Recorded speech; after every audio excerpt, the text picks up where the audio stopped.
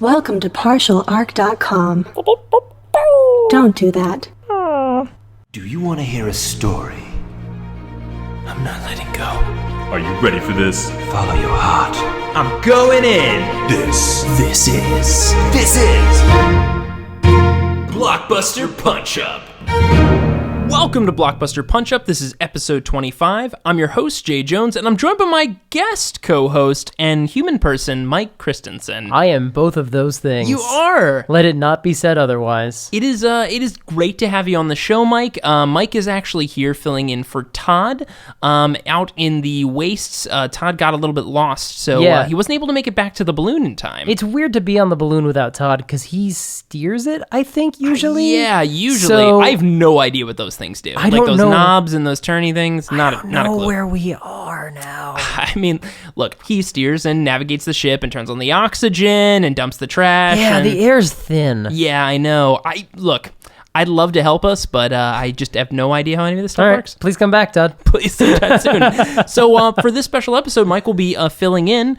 This will be weird, though. You and I doing a podcast. Because we never do that. We've never done that. We never do that every other Monday. Yeah, so strange, just you and I. Well, we're here to talk about a movie that I have some opinions on. You do. Frozen. We're here to talk about the Disney movie Frozen. Yeah, it's a little film that made some waves, I think. It made like billions of dollars. Yes, it was huge. It was a massive, massive success. And not just a commercial, but critical success. It was very, very well received, and I like it. I think it's got some punch-up ability. Right. I think it's and just like the show, obviously, we don't, bring on movies that we just want to rip into. Transformers 2, Revenge of the Fallen. I'm ready. I can do that one in a heartbeat when you now, call. Frozen and Transformers 2. But no, we bring on films that we enjoy or we think are, there's something there. Promise. There's something there that they had, but they just barely missed it. So There's something there that wasn't there before. But before we get into any of that, we're going to do the quick little summary. The film recap. I was going to say, as we do at the beginning of every episode,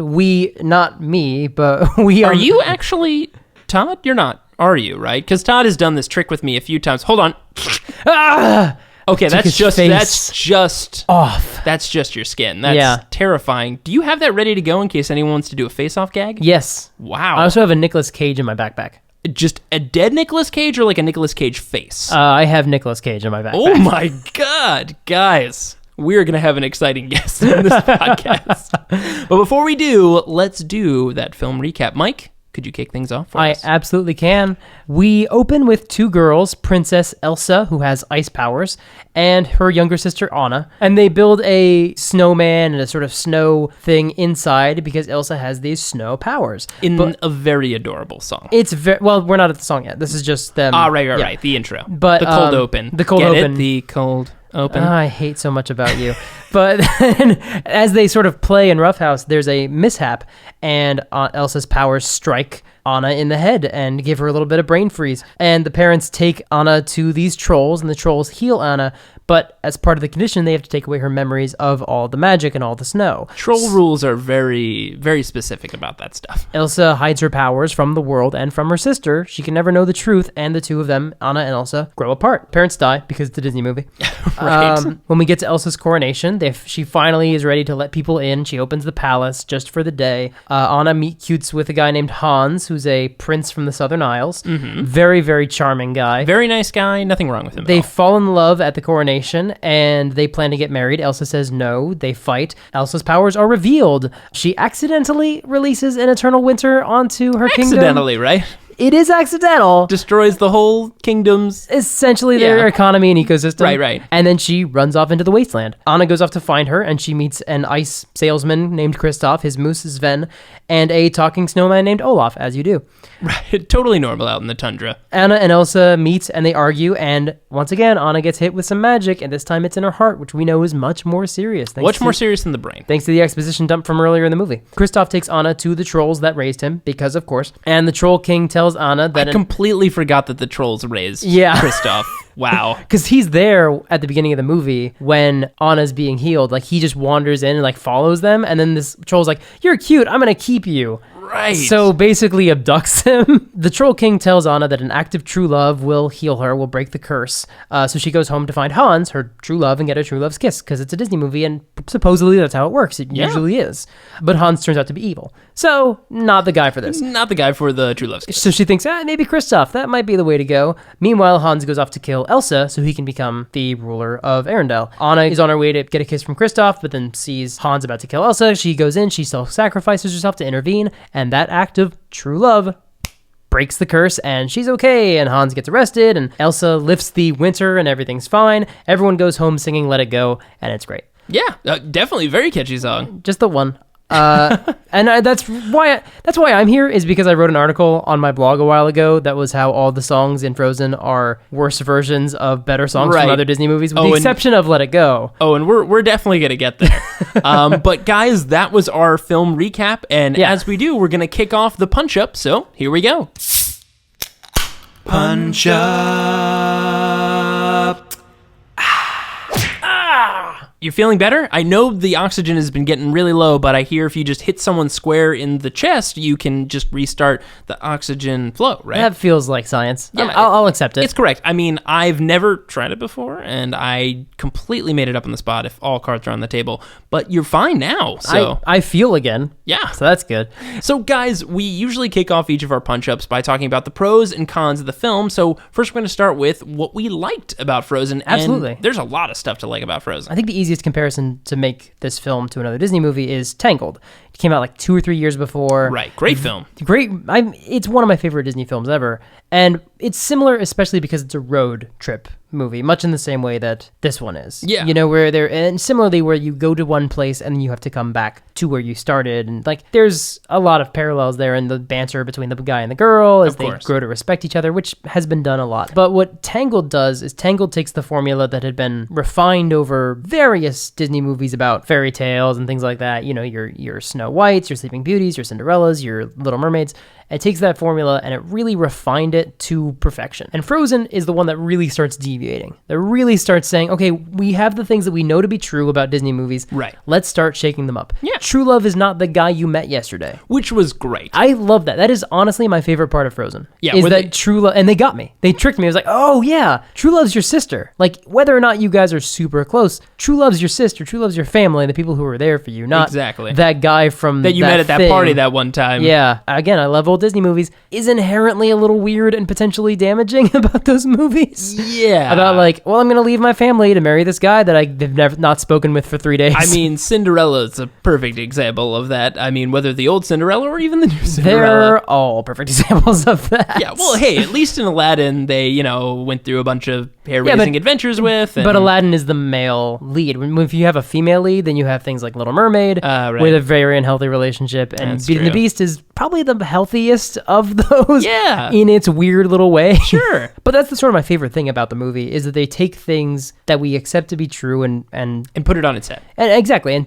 And just take them in ways we didn't expect or just try something different. The villain is not, Elsa is not the traditional, Scar or Ursula kind of villain. She's a very confused, emotionally vulnerable person. And that's very different and interesting. In a lot of ways, it's her movie as much as it is Anna's movie, yeah. And that's something they hadn't done. And it's a really cool experiment. It does mean you're going to get something that I think is a little rougher. Right. Is a little rough around the edges. It's not refined, but it is the first outing. Exactly. And clearly people liked it. Oh, yeah. It absolutely found its audience. Yeah.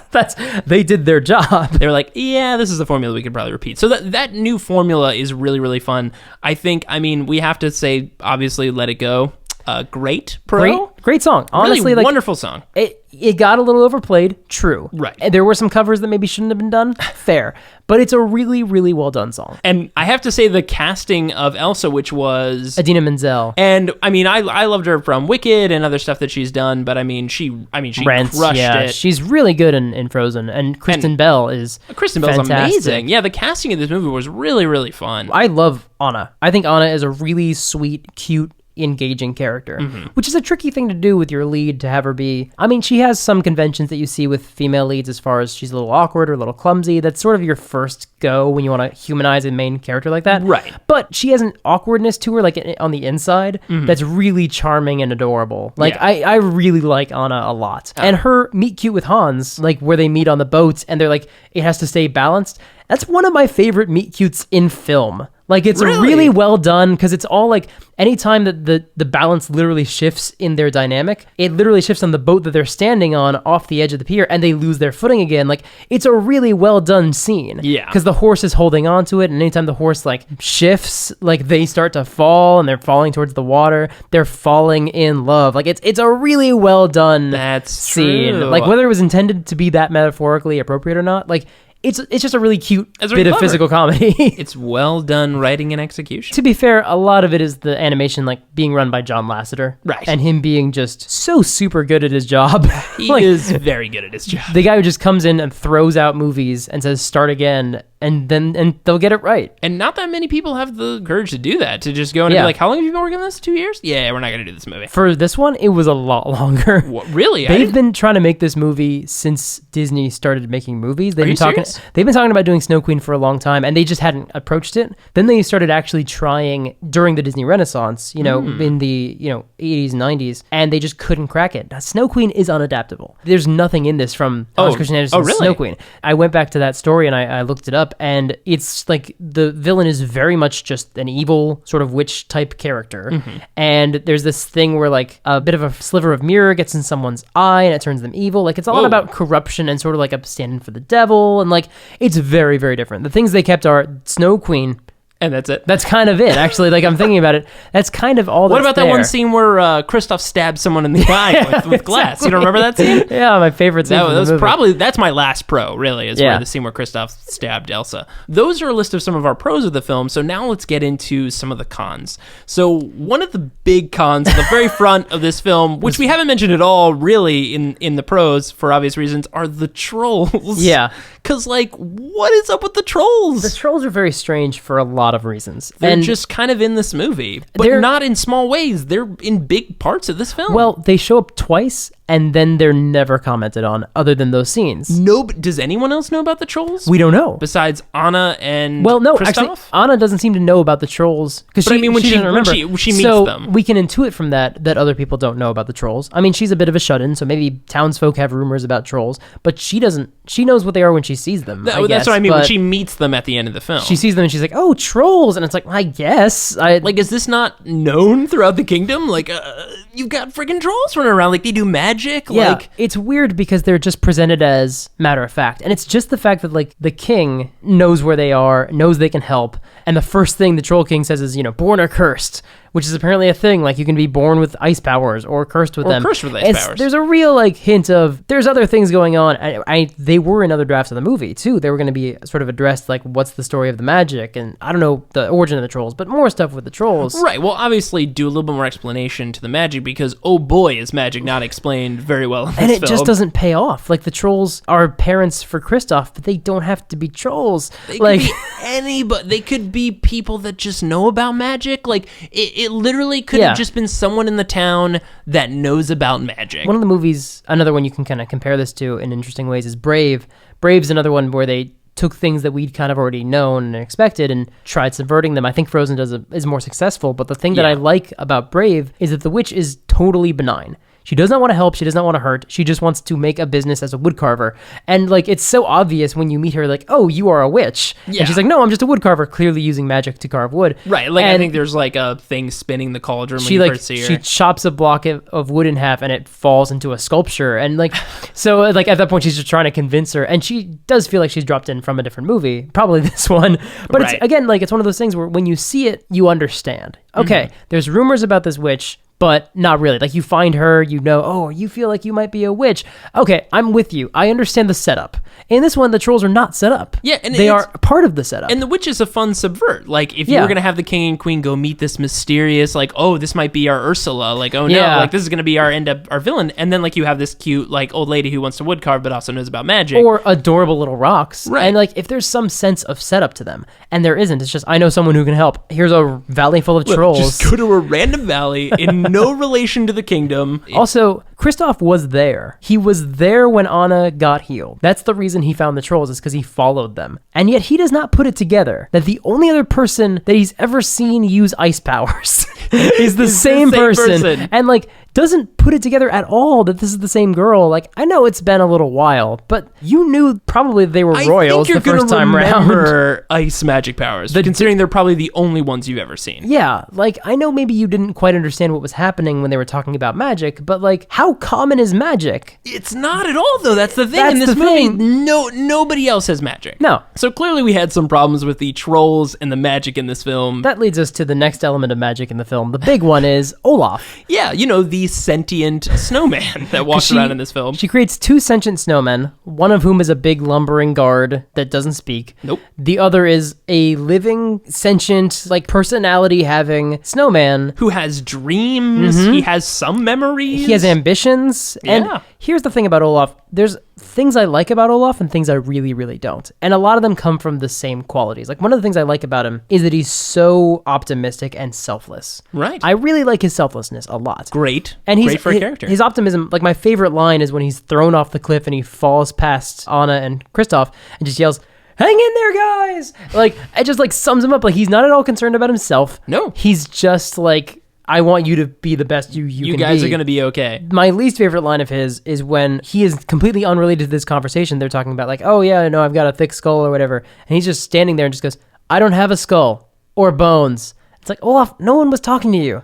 That conversation wasn't for you. You're not really a part of this. Also, that begs the question that he understands the concept of skull and bones. Like, he understands that he is made of just mush. There's a lot about him that we don't know or understand, Right. but, like, just from a purely story perspective, like, yes, he's weird. And the premise that Elsa can somehow also make life is bizarre and frightening. And It's just, that's an avenue, like, that you don't really want to we go don't want to down. go down that avenue because she does create sentient life out of nothing. But just from a story standpoint, like, he's not the best side character because he doesn't quite fit. Right. Because he doesn't, because, like, they just find him and they're like, "Oh yeah, do you want to come? I guess." Like, Are you not doing anything right now? We can't in good conscience let you wander around and scare people. Yeah, like, also, that's such a very strange recruitment process because here they've witnessed, probably for the first time ever, like, sentient snow. Yeah. And they're just like, oh, like, do you want to just come hang out with us? It's weird Thing because that we don't know what you are. One of the things you have to do, and this is a line from George Lucas, who I think broke his own rule when you get to the prequels, but Right. his rule is you have to figure out why everyone's on the mission, why everyone's on the quest together. Right. So we know why Anna and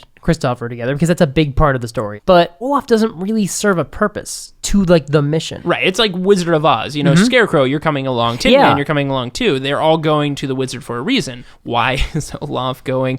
Maybe to meet his mom, But it's not addressed. It's not addressed It's just at all. really weird. Yeah. I mean, magic's that way in the whole movie. We skipped over this, but when they come back to the trolls at the end of the second act and, like, Anna's had her heart frozen and she's, potentially dying and they sing a song for no reason that really slows down the movie. Oh, like, yeah, that song. song. I don't mind the song on its own, but it screeches the movie to a halt and someone is dying and we need to get the story moving forward and it really frustrates me. But then, like, the Troll King walks up and he's just like, "There is strange magic here." I'm like, what's the difference between strange magic and regular magic? And like, cursed magic and like, born magic. there's just not enough information here. About magic at all. Was that just a good opening line? Like, that you just wanted to say strange magic here? Like, I'm gonna do something cool. Like, I don't know. Speaking of weird troll songs, you had an issue with some of the music in the film. Well, I think most of the songs, I think Let It Go is great. I think lyrically, a lot of the songs are kind of weak. I go into this in more detail in the article that we'll link to, but almost every song, there's a better version of it in another Disney movie. Right. And I think one of the biggest examples of that, to a degree, is He's a Bit of a Fixer-Upper, because the best version of that song is Gotta Love a Guy Like You from Hunchback of Notre Dame. And what's better about that version is that, yeah, we're in about the same place in the movie. We're about to hit the all is lost moments in the film. Like, we are heading into the point of no return. No more songs are coming. That's not true with Hunchback, but the difference is that in Gotta Love a Guy Like You, the song is interrupted at the end. I mean, the song is in its big finale, final song moments, and then Esmeralda comes in with a bleeding Philip, and she's like, "Oh, we got things to do. Like, things went wrong, bad things are happening," and it's just like, "All right, we got to deal with this now." And in this movie, like, we have important information to get, and we have important information to give. Anna is dying. Anna's heart is being frozen. And yet we're doing a goofy song. And it stops the movie dead to me. Like, it really, like, it hurts the movie. Completely agree. That scene, I feel like, why are we back with these trolls? Like, and more than that, go away. And more than that, why is this the song that's happening right now? So, guys, we talked a little bit about the trolls, the magic, and Olaf, and how that's all tied together. And we talked a little bit about the music. Last thing we wanted to talk about before the punch up is the villain. Because the villain Question mark? Well, yeah, because like you can tell that Elsa was the villain in an earlier draft. She was supposed to be the villain, and clearly. then you have Hans as the heel face turn at the end, which leaves you with 2 acts where there's no clear villain. Yeah, you're kind of like, Well, what? there is though. There's a red herring villain. It's Alan Tudyk's character, the Duke of Wesselton. He shows up in the beginning to Weaseltown, but he prefers Wesselton. And he's red herring character because he's meant to be basically trying to get Elsa killed to end the winter. So obviously he is a villain, true. But his whole deal is that he's just this weird guy from this place that trades with Arendelle, and they don't know anything about Arendelle. And he comes here, and he turns out the queen is magic. And he's like, well, maybe she should be dead then. Like, because I don't know what else to do. The place is snow. Like, I don't know what to do now. Maybe murder? That feels like the right answer. That feels like the way to go. And, like, he doesn't really feel like a villain. He's not. He doesn't fit into the story. He has no relationship to any of the characters. Yeah. There's no investment of the villain other than just, like, a dude in the town being like, killer! Like, Yeah. that's it. That's all his investment is. The best version of that, again, we have to compare it to other Disney films because it's a Disney film, and that's what they do. Might as well. Gaston. Yeah. Gaston is clearly antagonistic through the whole film. And you can probably guess, if you were smarter than I was when I saw that movie at 3, you can guess going in like, oh, this is going to be the villain. Yeah. But you know who he has relationships with? Everyone in that movie. He has relationships with Belle and her father, which are literally the only other humans in the film. That's the most important person, for her to be invested in. Yeah. So there's a lot of tie-ins there, and of course he's our viewpoint back in the town when they're going to finally go to the Beast, and of course he's the final villain at the end. This character in Frozen doesn't go after her. He doesn't sends men. But he doesn't lead the party himself, and we don't ever cut back to him being like, nah, we've almost taken over the castle and the kingdom. I mean, we kind of do, but not really, because he just sends these guys after her, and he's like, yes, we'll go do that and kill her, and that's totally fine.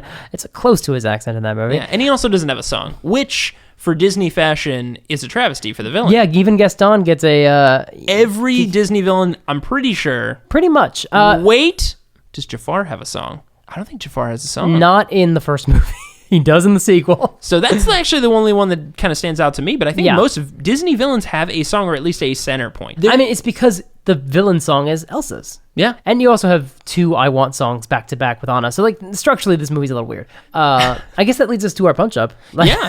I mean, really, we've got our 3 points there. We've got the trolls, the magic, and how Olaf kind of fits into that whole bit. Some of the music, and finally, the villain. Yeah. So taking us into our punch-up, where can we kind of up this film in specific areas? I think we start with the villain. Yeah. I think I'm okay with Hans being the twist at the end. Sure. Because I like that. I do. I like that as well. But we need someone in the meantime. Yeah. We need someone that we can think is the bad guy. And I don't think it should be Elsa necessarily. No. You know, I like the plot they're going for. I do too. I just think you need someone more substantial as like a soldier villain or whatever. I mean, I think maybe if Hans had like a relative, or if Hans had like an uncle or a father or something like that. If Duke of Wesselton is related to Hans, that helps. And that also creates some emotional tension between Hans, between Anna, between the Duke of Wesselton. Well, because let's unpack Hans's motivation. He's like 15th in line or something like that. So there's not a chance he's going to be... He's got like 12 brothers. So there's no way... Like 12 brothers alone. So he is not at all in the line of succession for the Southern Isles.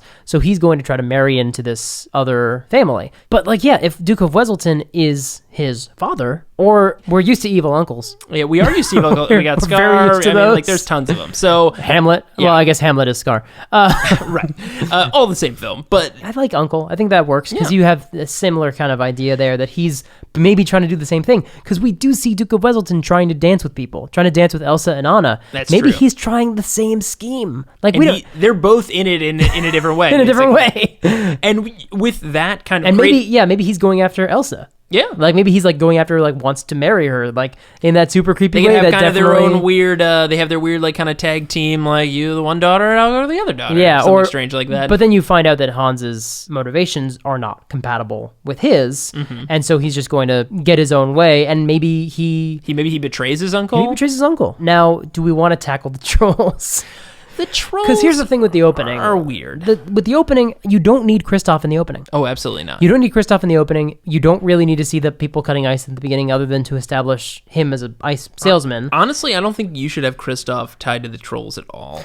I agree. I'd even if the trolls, if they were a late reveal, maybe we don't see where they go, or when you see early on the king and queen bring Anna and them to a forest, and we see them go in, and we see them come back. Well, there's a lot of exposition you need in that scene, because that sets up getting hit in the heart is worse. But could you do that more subtly? Could you Yes. have like the parents like put her in a room and we know like whatever resulted there, like that, you know, we can have like fingers pointing like don't do this, don't trust do that. me, the answer to anything about Frozen is, can we do this more subtly? The answer is yes. It's a very unsubtle film. I'm just saying, do you make the trolls more of a fun reveal and be like, oh, they were meeting with trolls? Or do you have it be that they're weird, mysterious creatures, and when we see them again later in the film, there's a little more fun to them? What could be interesting too is if Kristoff knows about them, you could have an interesting point in the film, because he just like takes them there and they have this weird like fixer-upper song. Yeah. It could be more interesting if there was a little bit of danger for him to take them there. That's what I was just thinking, is Like- that he's afraid of them. Right, which would be more fun, because then we have, like, if you keep them a little bit more mysterious in the upfront of the film,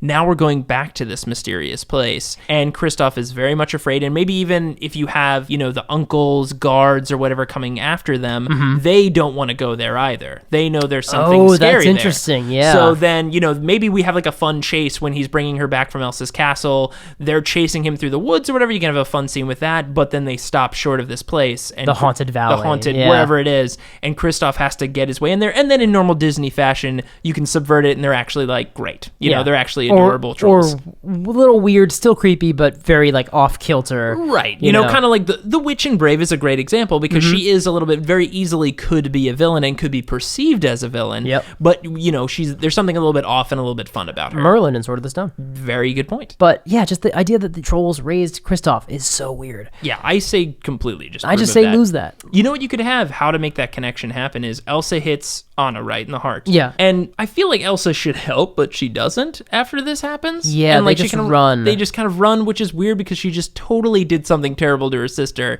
The way you could play that off is Elsa wants to help and she knows where to go, because our problem here is, how do they know how to get there, Yeah, right? that's true. Anna doesn't know, Kristoff doesn't know because he's never been there.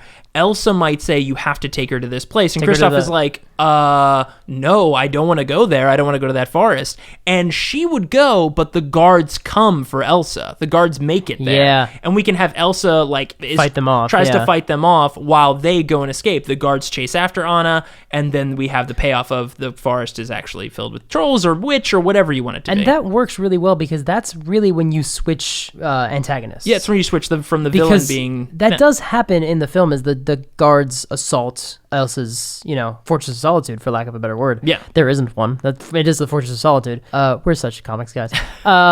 They do leave this assault, and she tries to fight them off. Like, if you put that at around the same time, maybe even if Anna's hit by friendly fire. Yeah. And, honestly, they do arrest Elsa. Like, that could be the same time. That could be the same She could scene. want to go, and she could just say, get her to the haunted valley or whatever, and then, like, they run off. That could be really interesting. Absolutely. And then we solved that issue of why Elsa just like stayed in her ice palace while her sister was basically dying. Yeah. And they're still the heroes. So Yeah. And then now we kind of have hit all of our points. We've got a more established villain. We've given a little bit more gravitas to the magic. So now we have like a valley, and maybe we can explain it a little bit more when we're honestly, there. you don't have to, as long as it feels important. Exactly. As long as it feels less of like, yeah, we'll just stop off at my mom and pop's house. By the way, they're trolls. And Yeah. like have a weird He song there. really buried the lead. He really, really did. And then also, what do we do about Olaf? What do we do about Olaf? What to do about Olaf? Olaf is not that bad, and it's just a matter of like finding a way to make him relevant all the time. You know what you use Olaf for? Olaf is the one that takes them to the forbidden evil place. So maybe Kristoff knows about it, but Elsa creates Olaf. Yeah. You need to take them to the forest. He's like, that place? It's like, yeah, like take them there. And he's the guide to the scary place. Or even like he has the memories of them, one assumes. Right. So maybe let's make that explicit. Like, you have our memories. You remember going there, right? Because you're a part of me. Let's establish what he is. He's Right. a Horcrux. Like, essentially, he's a part of her soul that she's externalized. Internet, you heard it here first. Olaf is a Horcrux. Oh my gosh, Wow. where's that fan fiction? just- I'm gonna write as soon as I get home. Exactly. That just happened. But that's essentially, he has, memories from, like, think of him kind of like the Vision from Avengers, where he's kind of this composite of Anna's childhood memories and childhood energy. Yeah. And Elsa's nowness, like everything she's experienced Again, so far. fleshing a little bit more out of the magic You in the don't world. really need to explain that much, just to say, you have our memories. You remember me going to this forest as a child. take them there. And honestly, when you do that, you know what that solves? That solves my problems and our problems with kind of the different snowmen, because the monster snowman can be a representation of her anger, of her angry emotional state. That's why she makes it. So that's why she makes a giant monster. So now when we have Olaf being created out of worry for her sister and kind of remembering these childlike feelings in this childlike place, she creates a more childlike creature, which is Olaf. And you think she creates it in that scene? Yes. Okay. I think that helps too. Yeah. So, and that's more of a reason and purpose to create Olaf, and then we can have his still fun banter when they're on their way to the evil place. Or Yeah, because it just gives him a reason to be with them. Exactly. Yes. And it gives him a purpose. He knows where they're going, which they don't. Yeah. I think we've solved the Olaf problem. I think that helps. That helps that movie a lot for me. Yeah. So I think we've solved our magic, what to do with the trolls, how Olaf fits into this whole story, and really what the villain of the tale is. Yeah. And then you just keep the ending exactly the same. Yeah, I have no problems with the ending. I love the self-sacrifice. I love like her slowly freezing and Olaf coming in and warming her up, even though that's harmful to him. Right. Because it's all about self-sacrifice. Which is a great scene. Exactly. That scene's really great when he says some people are worth melting for. Like that's great. Like it's a great movie. Yeah. It could just a few things. Just close the loop on a couple things. So guys, I think that's our punch up for Frozen, and that'll be taking us into the Smash Up. Smash, smash, smash, smash, smash, smash, smash, smash up. All right, this is Blockbuster Smash-Up. This is the game where Mike and I will take two films that should not touch, one globally accepted good film and globally accepted bad film, and smash them together for you in real time. We'll do it on the count of three and announce our films. I have the good film. And I have the bad film. Yeah, this is going to be interesting. Yeah. All right, guys, so on the count of three, 1, 2, 3. Catch me if you can. 4, The Quest for Peace. Oh, no. Yes. What? Yes, Superman 4, The Quest for Peace. I have seen almost all of the first Superman movie, and that's it. And that's it of the original Christopher Reeve movies. You're in for a treat on what this film is about. Here's what I know about this one, because it's not the one with... And yours was, by the way, Catch Me If You Can, right? Yeah. God, it's such a good film, and so terrible that it's touching this film. So great. Oh, so boy. what I know about Superman 4, because it's not the one with the hacking. It's not the one. No, it's not the hacking It's the one where he makes a nuclear man. Yep, that's correct. It's like a Bizarro story almost. It's very, oh boy. Okay, so let me tell you guys a little bit about Superman 4, The Quest for Peace. So the reason why it's called The Quest for Peace is Superman basically meets, in the movie, he meets with the entire UN in the world, and he's like, let's get rid of all the nuclear weapons. He disarms the nukes, yeah. Everybody shoots their nukes into space. Superman puts them in a giant net and throws them into the sun. Yeah. So that's the premise, which is weird because he kind of solves the primary problem at the front of the film. Yeah. Very strange. Anyways, by the way, this film, fun fact about Superman 4, it killed the franchise, the Christopher Reeve franchise. I think it made $15 million. There's a bullet in it. $15 Only million. $15 million, guys. Oof. But yeah, so throws the missiles into the sun, and then Lex Luthor decides to make his own Superman. Yeah. Who he calls the Nuclear Man. That I knew. He has a blonde mullet? Yeah, blonde mullet. Okay, and he has nuclear radiation fingernails. Fingernails? Yes, fingernails. They're they elongate, and he scratches Superman with them. Boy. So how Lex Luthor makes the Nuclear Man is he steals a piece of hair from Superman. It's kept in a museum. He steals, Superman donated a piece of his hair. Cool. So Lex Luthor steals it, attaches it to a doll with tiny clothing, shoots a nuclear, Like a voodoo doll? Yes, like a little voodoo doll with he made this weird flesh mush and put clothes around it. Okay, that feels like science. Right, yeah. Shoots the missile into space. Superman grabs it and goes Luthor, I'm going to put this into the sun. Throws it into the sun. The sun makes the Nuclear Man. Yeah. And I say this because how Superman beats the Nuclear Man is by throwing him into a power plant. Now, I want you to take a moment. The sun's temperature, I did the research, is 27 million degrees Fahrenheit. The temperature for a nuclear power plant, Mike, can you guess how hot a nuclear power plant is in comparison to the sun? 26 million degrees Fahrenheit. It's 1,112 degrees Fahrenheit. That was so close. Significantly less degrees than a sun. That was close. Somehow throwing him into the nuclear reactor just kills him. It's not hot enough. It's too cold. He doesn't, Man of Steel snap his neck and then drop him into the thing. He just Small favors. Yeah, he just drops him in, and then that just kills him, I guess, because reasons. So my film was Steven Spielberg Leo DiCaprio and Tom Hanks. Catch Me If You Can. So good. Leonardo DiCaprio is a 19-year-old runaway who starts taking on these fake identities as an airline pilot, as a lawyer, as a doctor, which is a terrible idea, because you actually need to be trained for a reason because you see blood and stuff. And he's just leading this sort of flying by the seat of his pants con man life and just forging checks the whole way. That's how he funds everything. He's this, infamous check forger, and Tom Hanks is the FBI agent on his trail, and it's really, really great. It spans like 4 or 5 years of their like cat and mouse game. Christopher Walken plays his dad, and it's just a great movie. It's just an amazing film. All right, so how do we bring these two films together? I think, now stay with me here, I think you have a film about a guy who's sneaking around the world trying to disarm nuclear weapons for peace, and a nuclear man is trying to chase after him. I love it. To stop him from shutting down all the nuclear weapons. I love it. So Tom Hanks has a blonde mullet, and Tom Hanks is chasing after Leonardo DiCaprio, who is posing as other people to disarm all the nuclear weapons. Yes, he's taking the form of like reporters or of inspectors or other FBI agents and things. And he uses that because that's one of the great scenes in the movie is when he pretends to be a Secret Service agent to get out of the FBI's hands. Oh yeah, you know what he could be doing? He could also be posing as like superheroes. Yeah, that's what I was thinking too. He could be posing as superheroes to get into different places, and that's kind of the thing. You've got not only the nuclear man after him, but you've also got other superheroes that are after him. He can pose as Lex Luthor. Oh yes, that's I think what our story is. For So what's this movie called? This movie is Catch Me If You Can. Nuclear Man.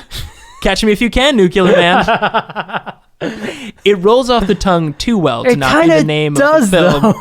Well, that concludes... What a bad movie I would watch so many times. Oh, so many times. Just a guy sneaking around the world trying to Like, how do you shenaniganly disarm nuclear weapons? Like, over and over. How do you make that interesting over and over again? Like, what does, like, Russia just call, like, oh, he got us too? And, like, Korea's like, oh, man, they got all our nuclear weapons. Oh, man. He would probably be super killed if he ever got caught. Like, not just the nuclear man's problem. Like, everybody would want to kill that guy. Yeah. But, it's a quest for peace, Mike. It's important. It's important. That's what it's all about, That's what it's all about, that quest for peace. Would it just be Clark Kent? It would just be Clark Kent. Clark Kent Jr. Clark Kent Jr. He's Clark Kent's son. He's Clark Kent's son. He was like, Dad, you weren't able to do this. Can we get Christopher Walken to play Superman? I cannot be more excited about the prospect of Christopher Walken playing an older Superman. I mean, Amy Adams is in Catch Me If You Can. Just have her play Lois You're Lane. right. That's an early Amy Adams in that movie. So you just have Amy Adams just play Lois Lane. Martin Sheen's in that movie. Just make him Lex Luthor. Oh my God, yes. This movie all of this is kind of falling together really well. Really well. So Clark Kent Jr. is going around the world. Christopher Walken is Superman is just the best thing. That's all I need to say. I feel like that's all I would need to say to get anybody to watch that movie. It's like, well, what's so good about this? Well, Christopher Walken, Superman. It's like, we're going now. What a terrible film. I love it. I have to see it. So Catch Me If You Can, Nuclear Man is the name of the movie. All right, guys. So that concludes episode 25 and our punch-up of Frozen. We'll be posting a new episode every other week. If you'd like to download more episodes or check out other similar podcasts, like Because Comics. Hey, I'm in that one. Yeah, head over to... every week. Every week. Or no, every other week. Every other week. Head over to partialarc.com. That's arc with a C. Of course, you can email us any questions at blockbusterpunchup@gmail.com or follow us on Twitter and Instagram at partialarc. And be sure to check out more content from Mike Christensen at partialarc.com, where he writes articles every Tuesday and Thursday. Thanks for listening, and see you on the next episode of Blockbuster Punch-Up. Let's go home.